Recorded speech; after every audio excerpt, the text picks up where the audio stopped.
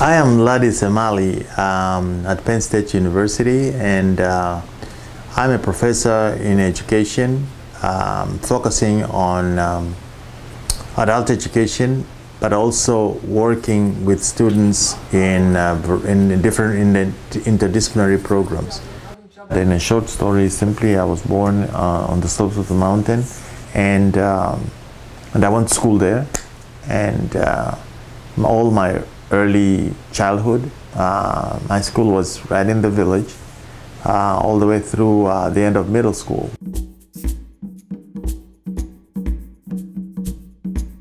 I went back to the schooling that my brothers went to, the schooling that I went to, and how come that the science we learned in school did not teach us about preserving food, did not teach us about the science of food, which is very interesting, very, very important. The former president of Tanzania talked about education for self-reliance, but many teachers did not really understand it, did not embrace it, because it is these kinds of things, the application of science, that, you know, both for medical, for treatments, for facilitation of life in the community, that did not happen. When my grandmother was alive, we always had food in the house, either dry food or roots or tubers that were sort of put into the ground to preserve them for a rainy day. Why? What has happened?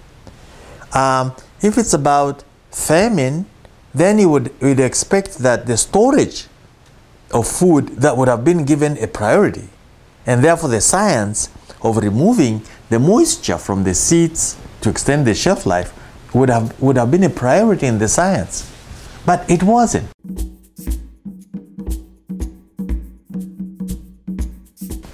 I think what we need to do is ask people to paint the image of poverty.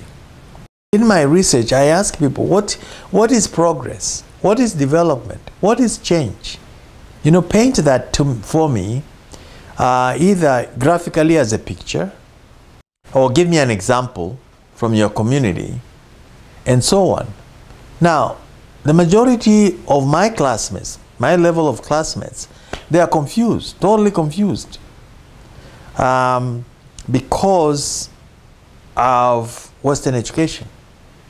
That material things is what really counts for happiness. It's what counts for progress. It's what counts for wealth. But when you begin to look very closely, it's all gadgetry. Gadgetry that they don't use, gadgetry that they don't need. Now, go back and ask them then, what's happiness?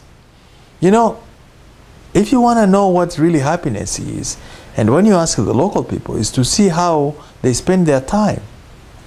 It's when they are with their community, the celebrations, the rituals, the baptisms, the marriages, the evening, you know, get together. In the West, we call it happy hour. There's many happy hours over there, and those happy hours are not at the end of the day. They are spontaneous.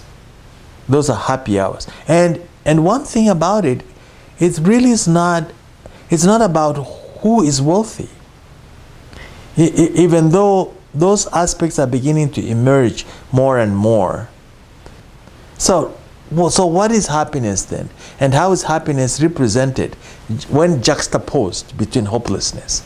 Really, it's unfair the way it's done. And I think to a large extent, it is not given a fair representation.